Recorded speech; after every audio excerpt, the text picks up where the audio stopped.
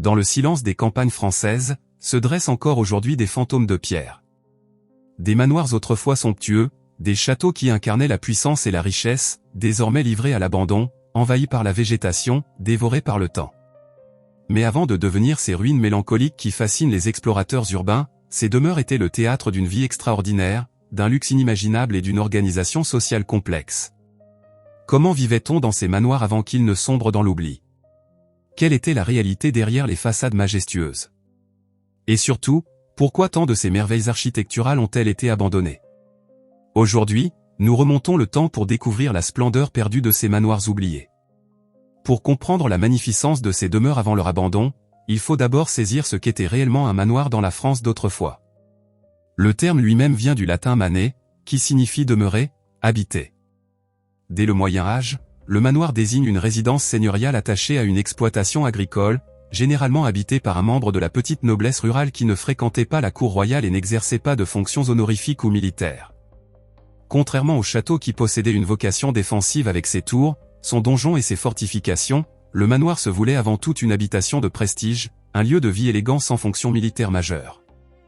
Il occupait un niveau intermédiaire entre le grand château princier et la simple ferme, mais représentait dans chaque village ou hameau la bâtisse la plus vaste, la plus belle et la mieux équipée. L'architecture des manoirs français variait considérablement selon les régions et les époques de construction. Les plus anciens, édifiés au XVe et XVIe siècle, témoignaient de la prospérité retrouvée après la guerre de Cent Ans. Ces demeures étaient généralement constituées d'un corps de logis principal et de dépendances formant parfois une ou deux ailes, le tout entouré de champs, de pâturages et de bois. Bien qu'interdit d'ériger des tours à vocation militaire, les propriétaires de manoirs possédaient souvent une tourelle hors œuvre abritant un escalier à vis permettant de circuler entre les niveaux, et dont la partie supérieure, plus haute que la maison, était fréquemment occupée par un pigeonnier, la détention de pigeons étant un privilège seigneurial dont le nombre de niches était déterminé par la taille du domaine agricole. Au XIXe siècle, période qui vit la construction ou la transformation de nombreux manoirs, l'architecture connut une véritable révolution stylistique. L'industrialisation apporta de nouveaux matériaux et techniques qui transformèrent profondément la conception architecturale. Le fer permit de créer des charpentes invisibles supportant des toitures complexes et de grandes ouvertures. Le verre, mieux maîtrisé, donna naissance à des fenêtres plus grandes laissant entrer une lumière généreuse dans les pièces. Cette époque fut celle de l'éclectisme architectural, mélangeant les influences néogothiques avec leurs arcs brisés, toitures en flèches et vitraux, et néo-renaissance avec leurs façades symétriques, lucarnes sculptées et tours octogonales. Les manoirs de la Belle Époque, construits entre la fin du XIXe siècle et le début de la Première Guerre mondiale, représentaient l'apogée de cette évolution architecturale. Ces demeures affichaient un luxe ostentatoire avec leurs angelots sculptés, leurs marquises en fer forgé, leurs balcons ornés de garde-corps travaillés, leurs coupoles élégantes, leurs décors muraux raffinés, leurs fontaines et leurs fresques. Chaque détail architectural était pensé pour impressionner, pour démontrer la richesse et le statut social du propriétaire. Les jardins eux-mêmes faisaient l'objet d'un soin particulier, oscillant entre les jardins à la française avec leurs parterres géométriques et leurs perspectives rigoureuses, et les jardins à l'anglaise qui donnaient l'illusion d'une nature sauvage pourtant parfaitement maîtrisée. Mais au-delà de l'architecture extérieure, c'est l'aménagement intérieur qui révélait véritablement le faste de ces demeures. Les salons spacieux aux plafonds ornés de moulures et de fresques, les cheminées majestueuses en marbre sculpté, les bibliothèques aux boiseries précieuses, les salles de bal parquetées de bois noble, les salles à manger capables d'accueillir des dizaines de convives, tout était conçu pour éblouir. Le mobilier, souvent hérité de plusieurs générations, mélangeait les styles et les époques. Les fauteuils en velours, les tables en bois massif, les tapisseries anciennes, les miroirs dorés, les lustres en cristal, les tapis d'Orient créaient une atmosphère de luxe raffiné. Chaque pièce avait sa fonction précise dans cette orchestration de la vie aristocratique. Les appartements privés, situés généralement à l'étage, comprenaient des chambres à coucher somptueuses avec leurs lits à baldaquin, leurs cabinets de toilette et leurs garde-robes où s'entassaient les tenues pour chaque occasion. La vie quotidienne dans ces manoirs suivait un rituel immuable dicté par les conventions sociales de l'époque. Pour l'aristocratie et la haute bourgeoisie qui occupaient ces demeures, chaque journée était minutieusement organisée. Le matin commençait par la toilette, un processus complexe nécessitant l'assistance de domestiques spécialisés. Pour les hommes, le valet de chambre personnel s'assurait que son maître soit toujours à son avantage, lavé, rasé, avec des vêtements impeccables et appropriés pour chaque occasion. Car s'habiller n'était pas simple à cette époque. Les nœuds de cravate représentaient un véritable casse-tête, et chaque tenue devait correspondre précisément à l'activité prévue. Pour les dames, la femme de chambre aidait à la toilette, coiffait, habillait sa maîtresse avec des robes aux nombreux boutons et lacets, et veillait à ce que chaque détail soit parfait. Le petit déjeuner était servi dans les appartements ou dans une salle à manger intime. Puis venait le temps des occupations matinales. Les hommes pouvaient s'occuper de la gestion de leur domaine, recevoir leur intendant pour discuter des affaires agricoles, consulter leur correspondance avec leur secrétaire, ou se retirer dans leur bibliothèque. Les dames, quant à elles, recevaient souvent des visites, s'occupaient de l'organisation de la maison avec la gouvernante, pratiquaient des activités artistiques comme la peinture, la musique ou la broderie, ou se promenaient dans les jardins. Le déjeuner, vers 13 heures, était un repas formel servi dans la grande salle à manger, avec de nombreux plats préparés par toute une brigade en cuisine.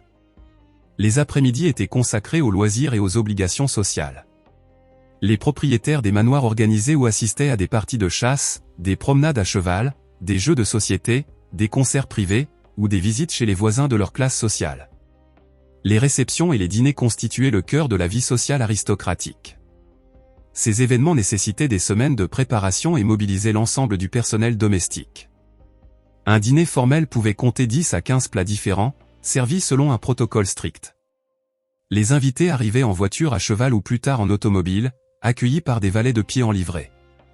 Le service à table était un ballet parfaitement orchestré où chaque domestique connaissait son rôle avec précision. Les bals et les grandes réceptions transformaient les manoirs en véritables palais illuminés. Les lustres brillaient de mille feux, les musiciens jouaient dans les salons, les buffets croulaient sous les mets raffinés et les vins précieux. Ces soirées permettaient aux familles aristocratiques de maintenir leur réseau social, de marier leurs enfants entre eux, de discuter d'affaires et de politique. C'était aussi l'occasion de démontrer sa richesse et son rang. Le luxe déployé lors de ces événements était un investissement social autant qu'une dépense de prestige. Chaque détail comptait, depuis les invitations gravées jusqu'à la décoration florale, en passant par le menu gastronomique et le divertissement musical. Mais toute cette splendeur reposait sur un pilier essentiel et souvent invisible pour les visiteurs, le personnel domestique. Un manoir de taille moyenne employait entre 15 et 30 personnes, tandis que les plus grands châteaux pouvaient en compter des centaines. En 1932, la comtesse Greffule comptait encore 101 personnes à son service, dont 7 cochers, 6 personnes en cuisine, 9 à la buanderie, 6 aux automobiles, 30 gardes et divers employés. Cette domesticité fonctionnait comme une véritable entreprise, avec une hiérarchie stricte, des règles précises et une spécialisation poussée des tâches. Au sommet de cette pyramide domestique se trouvait le majordome ou l'intendant pour les hommes, et la gouvernante pour les femmes. Ces personnages clés géraient l'ensemble du personnel, organisaient le fonctionnement quotidien de la maison et servaient d'intermédiaire entre les maîtres et les domestiques. Le majordome supervisait le service à table, la cave à vin, l'argenterie et le personnel masculin. La gouvernante s'occupait du linge, de l'entretien des chambres, de la cuisine et du personnel féminin. Ces postes exigeaient une éducation solide et une expérience considérable. Ils étaient généralement occupés par des personnes de confiance ayant gravi tous les échelons de la domesticité. Juste en dessous venaient les domestiques de haut rang qui étaient en contact direct avec les maîtres. Le valet de chambre personnel s'occupait exclusivement du maître de maison, veillant à sa garde-robe, cirant ses bottes, l'aidant à s'habiller et se raser. La femme de chambre personnelle de la maîtresse de maison jouait le même rôle auprès d'elle, avec l'ajout de compétences en coiffure et en couture pour réparer ou modifier les vêtements. Ces domestiques intimes vivaient dans une proximité quotidienne avec leurs employeurs, ce qui leur conférait un statut privilégié mais aussi une responsabilité considérable.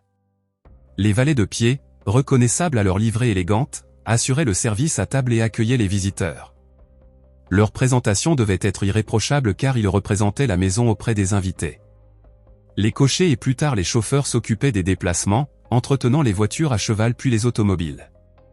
Les palefreniers et garçons d'écurie prenaient soin des chevaux, un élément essentiel de la vie aristocratique pour les déplacements, la chasse et l'équitation de loisirs. En cuisine régnait le chef cuisinier, véritable artiste dont le talent pouvait faire ou défaire la réputation d'une maison. Il était assisté d'une brigade complète comprenant des cuisiniers spécialisés dans les sauces, les viandes, les pâtisseries, des marmitons qui préparaient les légumes et effectuaient les tâches de base, et des filles de cuisine qui nettoyaient et aidaient à la préparation. La cuisine d'un grand manoir fonctionnait comme celle d'un restaurant gastronomique moderne, avec une organisation militaire et une exigence de qualité absolue. Le personnel d'entretien formait le gros des effectifs. Les femmes de chambre nettoyaient les pièces, faisaient les lits, entretenaient le linge. Les bonnes à tout faire cumulaient de multiples tâches dans les maisons plus modestes. Les lingères lavaient, repassaient et réparaient le linge de maison et les vêtements. Les blanchisseuses s'occupaient du gros linge. Les couturières confectionnaient et ajustaient les vêtements. Toutes ces femmes travaillaient dans des conditions difficiles, avec des journées commençant à 6 heures du matin et se terminant tard le soir. À l'extérieur, les jardiniers entretenaient les parcs et les jardins, une tâche considérable dans ces propriétés de plusieurs hectares. Les gardes-chasse surveillaient les terres et organisaient les parties de chasse. Les bûcherons coupaient le bois nécessaire au chauffage de la maison. Les hommes de peine effectuaient les travaux lourds de manutention. Cette armée de travailleurs permettait à la famille aristocratique de mener une vie de loisirs et de représentation sans se soucier des contraintes matérielles du quotidien. La vie des domestiques était rigoureusement encadrée par des règles strictes. Ils devaient exécuter immédiatement les instructions des maîtres, sans contestation aucune. Lorsqu'ils croisaient les propriétaires dans la maison ou dans le jardin, ils devaient leur céder respectueusement la place. Le petit personnel n'avait pas le droit de s'adresser directement aux maîtres mais seulement de leur répondre. Ils appelaient toujours les propriétaires madame et monsieur, et les enfants par leur prénom en les vouvoyant. Les domestiques ne se rendaient dans les parties nobles de la maison que pour y travailler, vivant le reste du temps dans les communs, généralement situés au sous-sol ou dans des bâtiments séparés. Les chambres des domestiques, souvent situées sous les combles, étaient spartiates. Le mobilier se réduisait à un simple lit, une chaise en bois, une petite armoire et une table de toilette. Dans les grands immeubles parisiens, les chambres de bonne au 6e étage étaient sans eau courante ni cheminée, avec des fenêtres rares. Les domestiques partageaient souvent un point d'eau et des cabinets d'aisance communs dans un couloir étroit. Cette promiscuité et ce manque de confort contrastaient violemment avec le luxe des appartements des maîtres. Les salaires variaient considérablement selon le rang et les compétences. Un majordome ou une gouvernante pouvait gagner un salaire décent permettant d'épargner, tandis qu'une fille de cuisine ou un garçon d'écurie recevait à peine de quoi s'acheter quelques vêtements après avoir payé les dépenses obligatoires. Mais le principal avantage de ces emplois était d'être logés et nourris, ce qui représentait une sécurité considérable à une époque où la pauvreté menaçait constamment les classes populaires. Certains domestiques passaient toute leur vie au service d'une même famille, y trouvant une forme de stabilité et développant une loyauté profonde envers leurs employeurs. Il était possible de gravir les échelons de cette hiérarchie domestique. Une jeune fille de cuisine travaillant bien pouvait devenir cuisinière, puis gouvernante après des années d'expérience. Un jeune garçon d'écurie pouvait devenir palefrenier, puis cocher ou chauffeur. Cette mobilité sociale interne offrait une forme d'espoir et motivait les travailleurs les plus ambitieux. Certains domestiques de haut rang, comme les majordomes ou les gouvernantes de grandes maisons, jouissaient d'un prestige considérable dans leur milieu et étaient respectés autant pour leurs compétences que pour leur position. Mais tout ce système reposait sur un élément crucial, l'argent. Et c'est précisément là que réside la clé du mystère de l'abandon de tant de manoirs. Entretenir une telle demeure coûtait une fortune absolue. Les dépenses se divisaient en plusieurs catégories, toutes considérables. Il y avait d'abord les salaires du personnel domestique. Avec 20 à 100 employés selon la taille de la propriété, la masse salariale annuelle représentait une somme énorme. Au début du XXe siècle, les revenus annuels d'une grande famille aristocratique devaient atteindre au minimum 1 million de francs pour maintenir un train de vie convenable avec château et personnel nombreux. Les frais d'entretien des bâtiments constituaient un gouffre financier permanent. Les toitures nécessitaient des réparations régulières, les charpentes devaient être surveillées et traitées, les façades demandaient un entretien constant, les systèmes de chauffage, d'eau et plus tard d'électricité exigeaient des investissements importants. Un manoir mal entretenu se dégradait rapidement, et remettre en état une propriété négligée pouvait coûter des sommes astronomiques. Les propriétaires consciencieux consacraient généralement entre 10 et 15% de leurs revenus annuels à l'entretien de leurs bâtiments. Le chauffage représentait à lui seul une dépense colossale. Ces vastes demeures au plafond haut et aux nombreuses pièces étaient difficiles à chauffer, surtout avant l'arrivée du chauffage central. Il fallait des quantités considérables de bois et de charbon, nécessitant des armées de domestiques pour transporter le combustible et allumer les dizaines de cheminées chaque jour. L'arrivée du chauffage central au début du XXe siècle simplifia les choses mais exigea des installations coûteuses et une consommation importante de combustible. L'entretien des jardins et des parcs mobilisait plusieurs jardiniers à temps plein. Les jardins à la française, avec leur étayers, leurs parterres géométriques et leurs perspectives soignées, demandaient un travail quotidien minutieux. Les serres pour les plantes exotiques, les potagers pour la cuisine, les vergers, tout cela nécessitait des compétences et un investissement constant. Les propriétaires les plus fortunés employaient des jardiniers paysagistes réputés pour créer ou maintenir des jardins exceptionnels, ce qui augmentait encore les coûts. Les écuries et les équipages représentaient une autre dépense majeure. Les chevaux devaient être nourris, soignés, ferrés. Les voitures à cheval puis les automobiles exigeaient un entretien régulier et des réparations fréquentes. Les courses de chevaux et l'élevage équin, passe-temps prisé de l'aristocratie, engloutissaient des fortunes.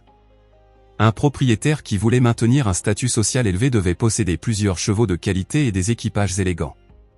Les réceptions et la vie sociale constituaient un investissement obligatoire mais ruineux.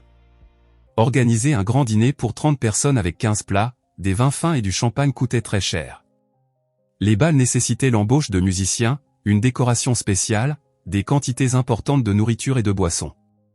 Les familles aristocratiques se devaient d'organiser régulièrement de telles réceptions pour maintenir leur position sociale, créer des alliances matrimoniales avantageuses et préserver leur influence. Les impôts et les taxes constituaient un fardeau croissant. Bien que l'aristocratie ait longtemps bénéficié de privilèges fiscaux, la situation changea progressivement au cours du XIXe siècle et surtout au XXe.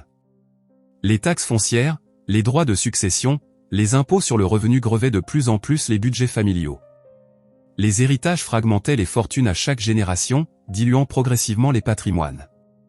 Au début du XXe siècle, les revenus de l'aristocratie provenaient principalement de 3 sources.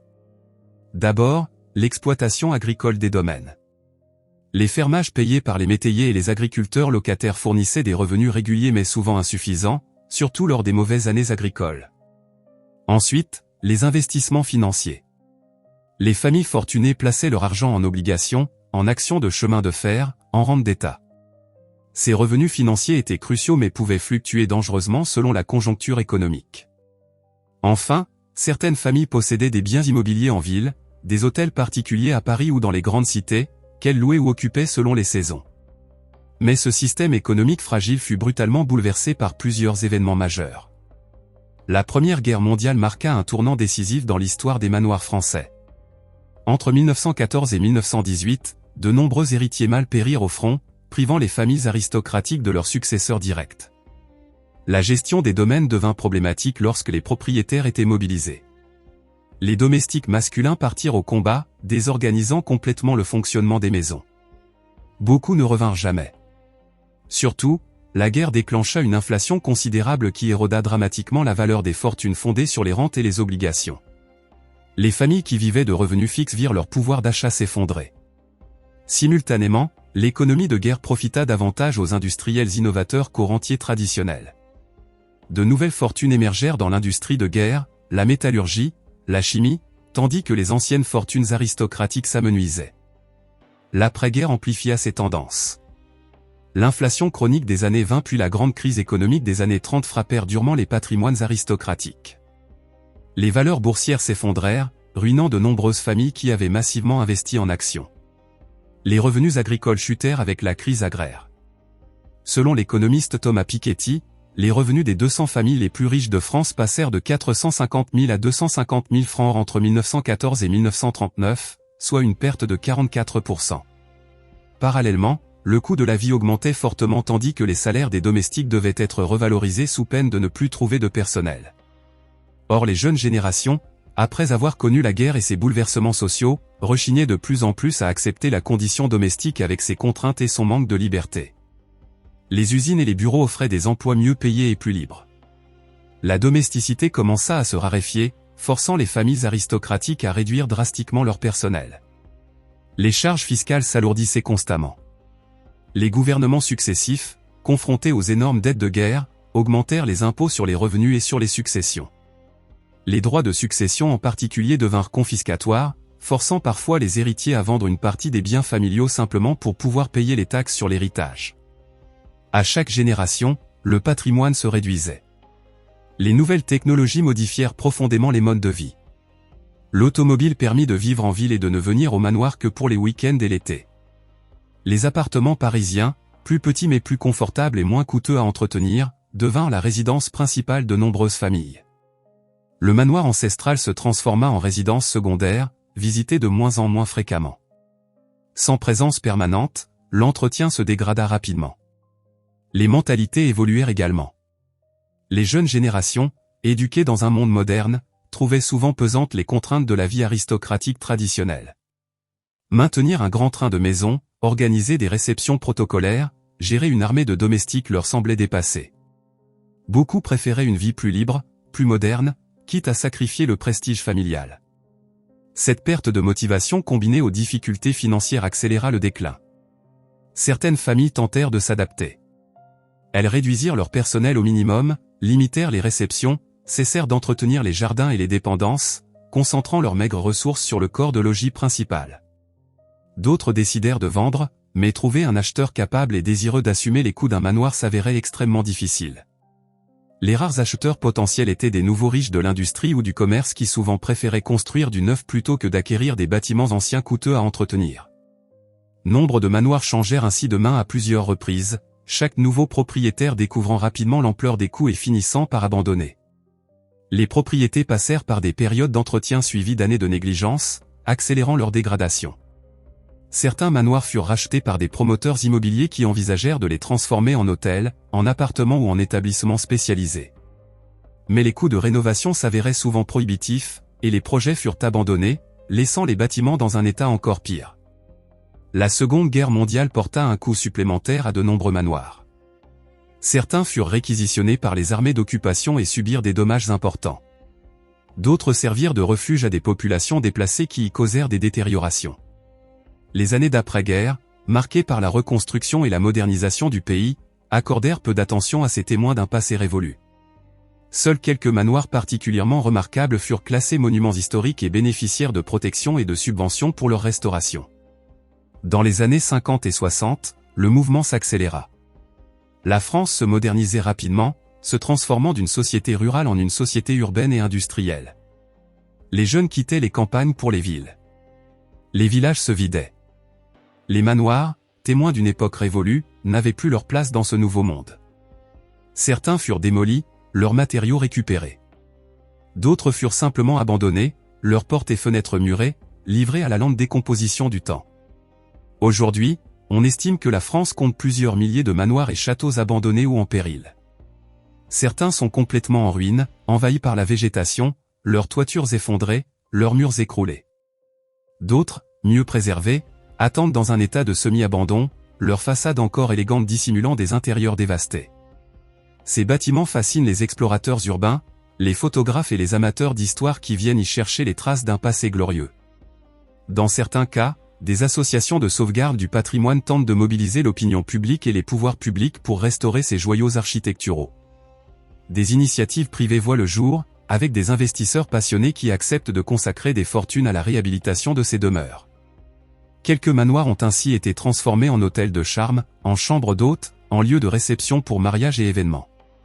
Ces reconversions permettent de générer des revenus qui financent l'entretien tout en ouvrant ces lieux au public. Mais pour chaque manoir sauvé, combien d'autres continuent de se dégrader inexorablement?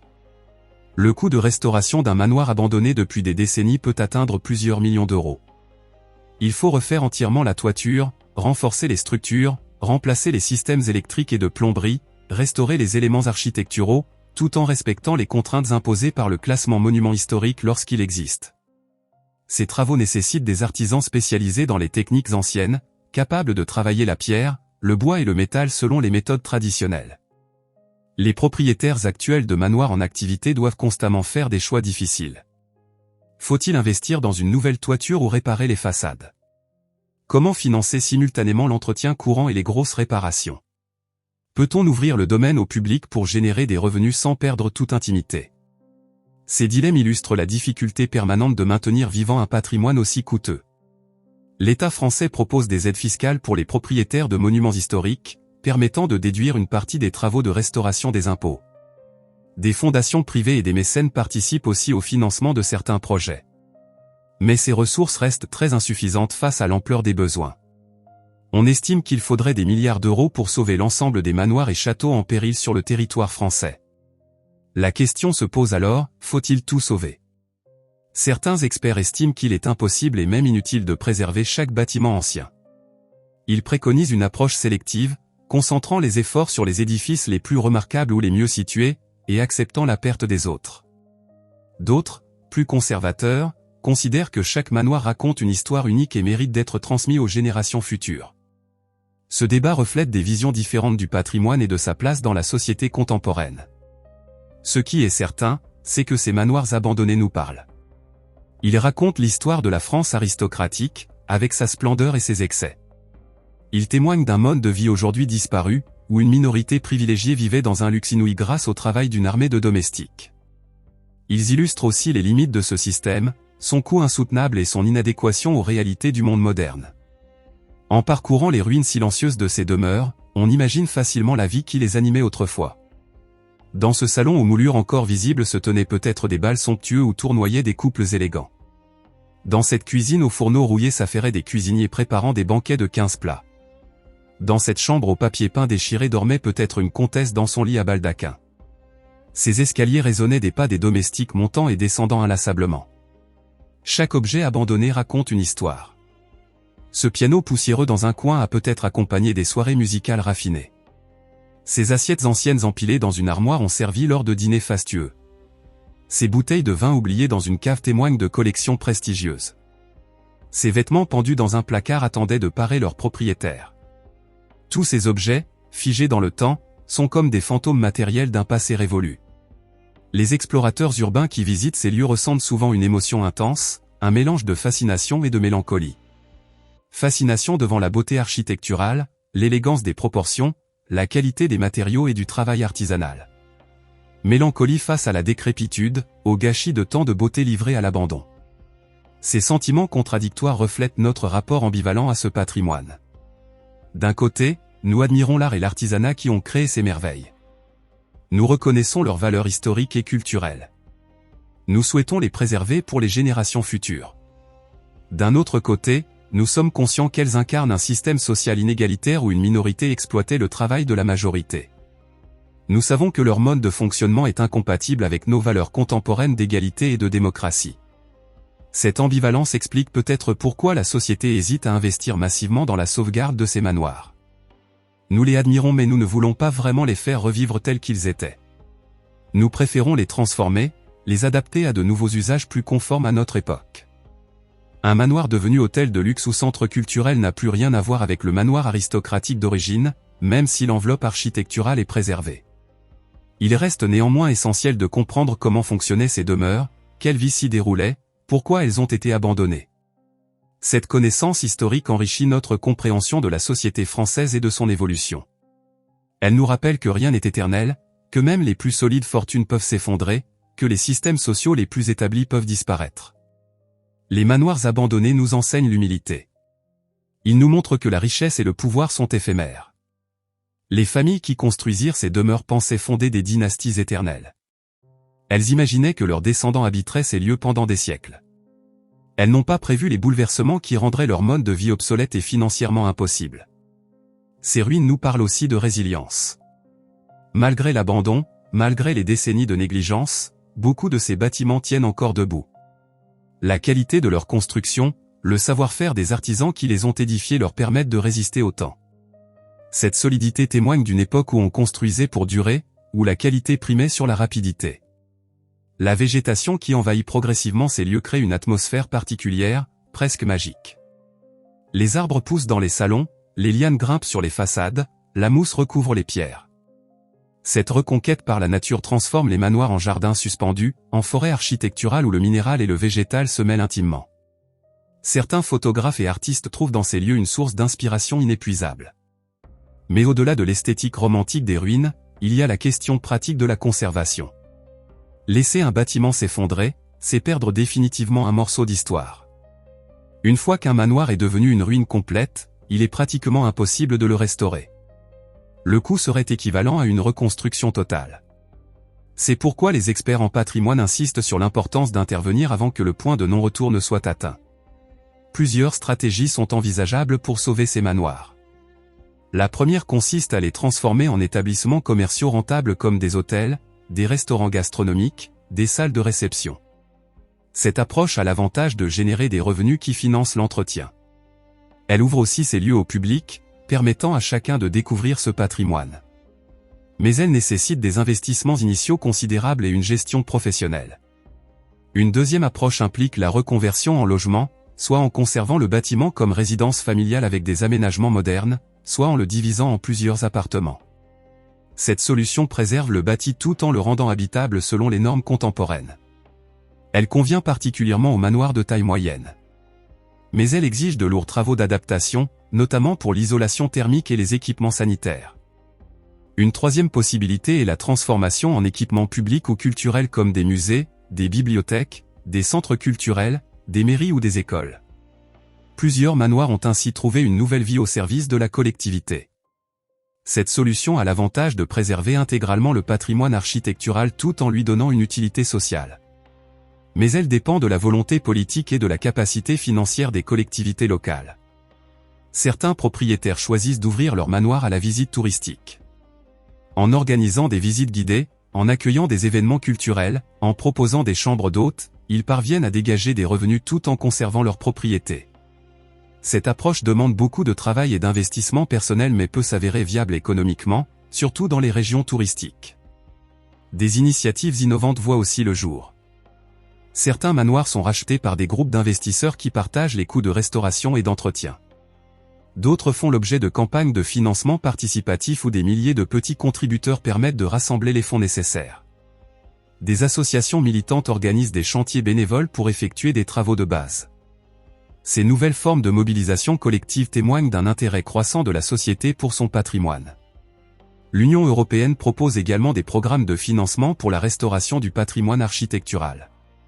Ces subventions peuvent couvrir une partie significative des coûts, à condition que les projets répondent à certains critères de qualité et d'accessibilité publique. De plus en plus de propriétaires et de collectivités apprennent à utiliser ces ressources pour concrétiser leurs projets de sauvegarde. La technologie moderne apporte aussi son concours. Les drones permettent d'inspecter les toitures et les parties hautes des bâtiments sans échafaudage coûteux. La photogrammétrie et la modélisation en 3 dimensions documentent précisément l'état des lieux et facilitent la planification des restaurations. Les nouveaux matériaux isolants et les systèmes énergétiques performants permettent d'améliorer le confort tout en préservant l'aspect extérieur.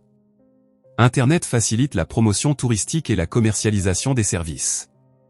Malgré tous ces efforts, la réalité demeure que de nombreux manoirs sont condamnés. Trop isolés, trop dégradés, trop coûteux à restaurer, ils n'intéressent personne. Certains finiront par s'effondrer complètement, ne laissant que quelques pans de murs et des souvenirs photographiques. D'autres seront démolis volontairement lorsque leur état présentera des dangers pour la sécurité publique.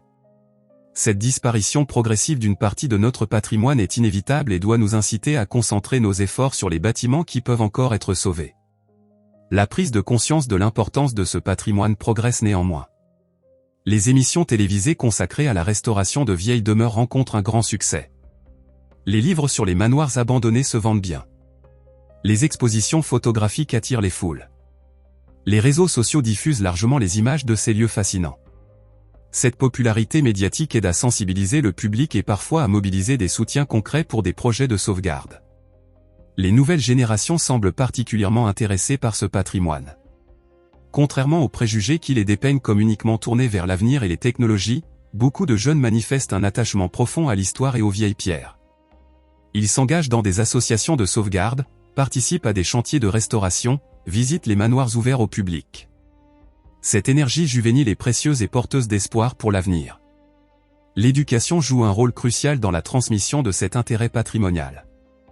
Les visites scolaires des monuments historiques, les cours d'histoire de l'art, les ateliers pédagogiques sur l'architecture ancienne permettent aux jeunes de découvrir et d'apprécier ce patrimoine. Plus ils le connaîtront, plus ils seront motivés à le préserver. Cette dimension éducative mérite d'être développée et soutenue par les pouvoirs publics. Les manoirs abandonnés nous questionnent finalement sur notre rapport au temps et à la mémoire. Que voulons-nous transmettre aux générations futures? Comment voulons-nous que notre époque soit perçue dans 100 ou 200 ans?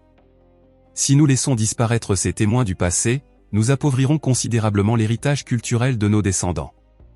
Mais nous ne pouvons pas tout préserver. Il faut faire des choix, établir des priorités, accepter certaines pertes. Ces choix ne sont jamais faciles. Chaque manoir a son histoire, son caractère unique, sa valeur patrimoniale. Décider lequel mérite d'être sauvé et lequel peut être abandonné implique des jugements complexes mêlant des critères architecturaux, historiques, financiers et émotionnels. Les commissions d'experts, les élus locaux, les associations de sauvegarde débattent longuement de ces questions sans toujours parvenir à un consensus. Ce qui reste indéniable, c'est que ces manoirs, avant leur abandon, représentaient l'apogée d'un certain art de vivre. Ils incarnaient une conception du luxe et du raffinement porté à son plus haut niveau.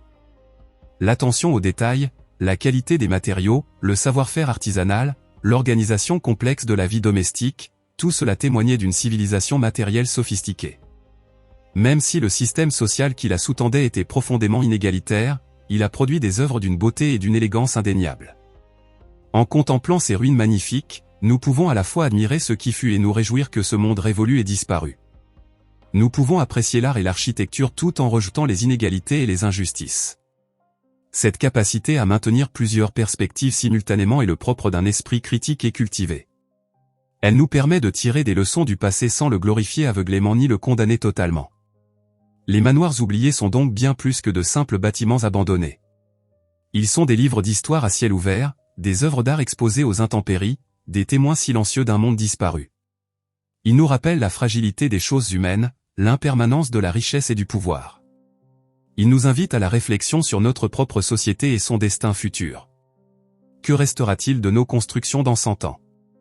Comment les générations futures jugeront-elles notre époque? Ces questions résonnent particulièrement à notre époque de changement rapide et d'incertitude. Le monde contemporain évolue plus vite que jamais. Les technologies se succèdent, les modes de vie se transforment, les certitudes vacillent. Dans ce contexte d'accélération généralisée, les manoirs abandonnés offrent un contrepoint salutaire. Ils nous rappellent qu'avant nous, d'autres ont vécu, bâti, prospéré puis disparu. Ils nous enseignent que l'histoire se répète sous des formes nouvelles, que les leçons du passé restent pertinentes. La splendeur perdue de ces demeures aristocratiques nous fascine précisément parce qu'elle évoque un monde à jamais perdu. Nous ne pourrons jamais revivre ces époques.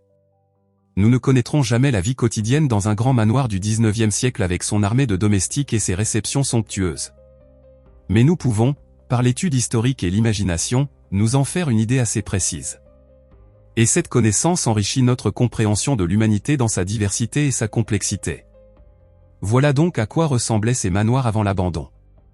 Des lieux de vie extraordinaires, des machines sociales complexes, des œuvres architecturales remarquables. Des demeures qui exigeaient des fortunes colossales pour leur entretien et qui, lorsque ces fortunes vinrent à manquer, sombrèrent inéluctablement dans la décrépitude. Leur histoire est celle d'une grandeur et d'une chute, d'un rêve de permanence brisé par les réalités économiques et sociales. Elle nous parle de notre propre fragilité et de l'importance de préserver ce qui peut l'être de ce patrimoine exceptionnel. Aujourd'hui, alors que nous refermons ce chapitre de notre exploration des manoirs oubliés, une certitude demeure. Ces demeures silencieuses continueront d'exercer leur fascination sur les générations futures. Elles continueront de raconter leurs histoires à qui voudra bien les écouter. Et peut-être, grâce aux efforts conjugués de passionnés, de professionnels du patrimoine et de citoyens engagés, certaines retrouveront une nouvelle vie, adaptée à notre époque mais respectueuse de leur passé. Car après tout, un manoir n'est jamais vraiment mort tant que ses murs tiennent debout et que quelqu'un se souvient de la splendeur qu'il incarnait autrefois.